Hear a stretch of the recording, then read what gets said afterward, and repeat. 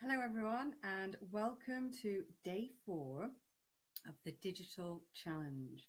Now, I'm really pleased to say that we've reached over 100,000 views so far, so we're well on track to reaching our million viewers. Now, today we're going to be looking at demystifying the dark art of SEO. And in digital marketing across all of the channels, when I'm with clients, it tends to be the one that people least understand. I think because SEO has always been sold as such a dark art, that it sounds very technical, it sounds very complicated, and the tendency is to sort of outsource SEO.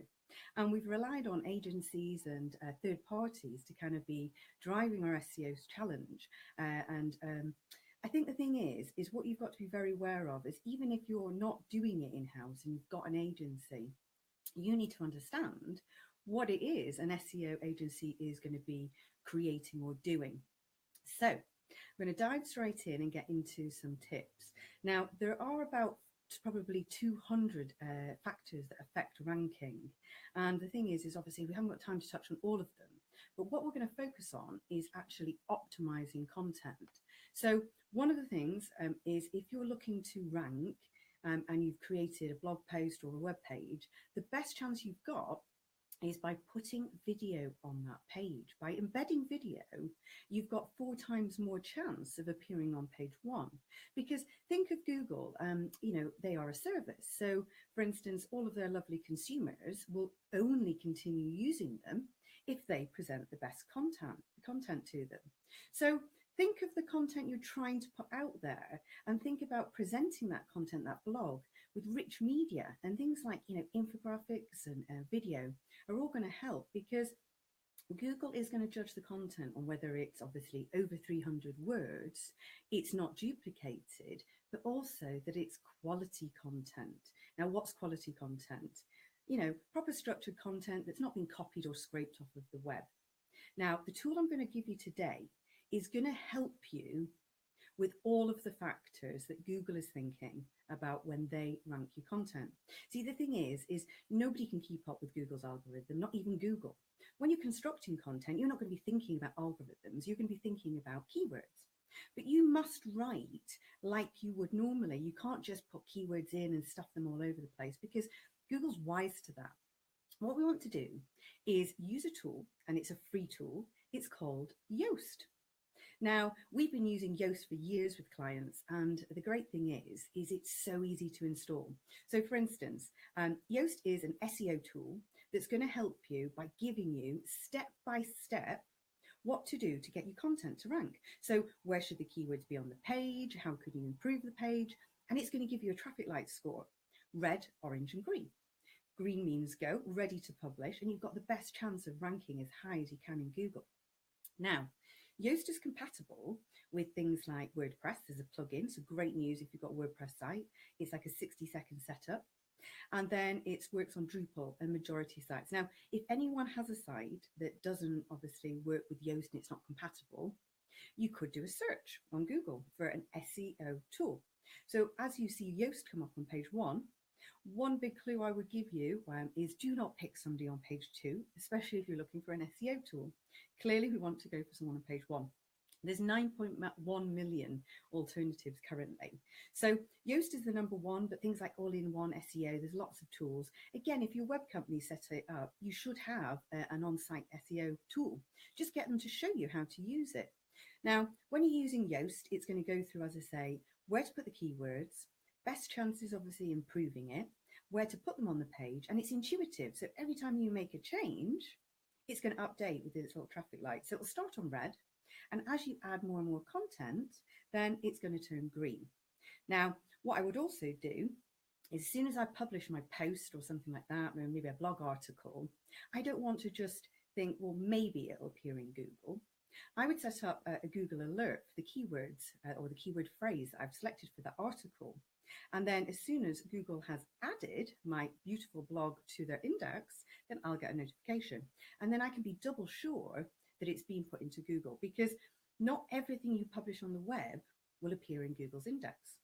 Google's like a massive directory, and think of it as like all the premium websites. They're not going to put a website that's not optimized in there. So you need to check. Now, The other thing you can do is you can make some immediate fixes to your website really quickly. The second tool that I'm going to talk to you about today is Google Search Console. Now, I love Google Search Console, and so many people I meet have never even heard of it. It used to be called Google Webmaster Tools.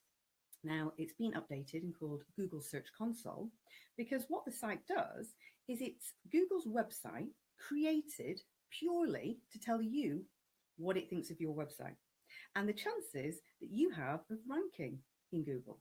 So the rule of thumb is that if you went through Google Search Console, it's really easy. When you log into the dashboard, it will come up with things that need fixing. These are the things that Google has identified. If you fix them, will improve your ranking.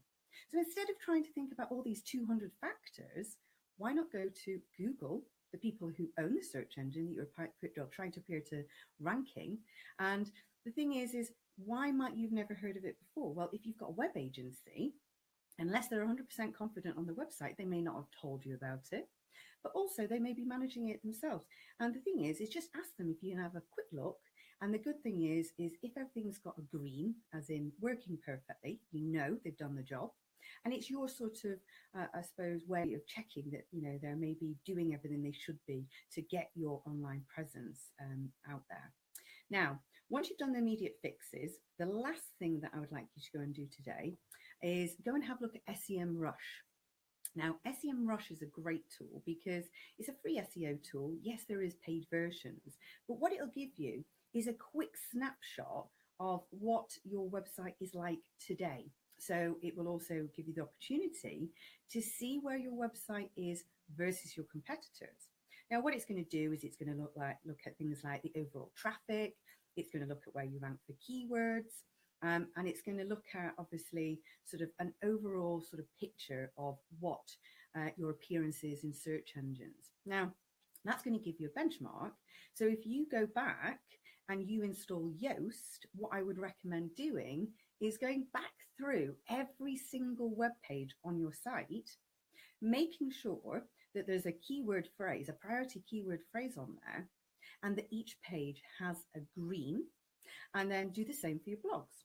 But the great news is every piece of content that you do going forward, you can be really assured that you've done your best effort of optimizing that content.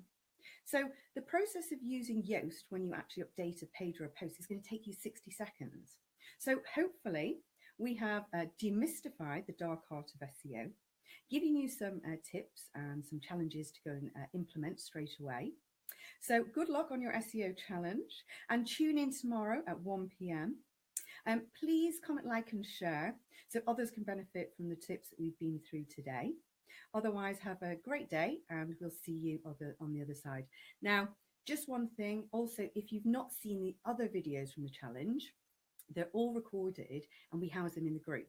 So like the page to make sure you see the daily ones and join the group to make sure that if you can't make it, you get a copy of the recorded version.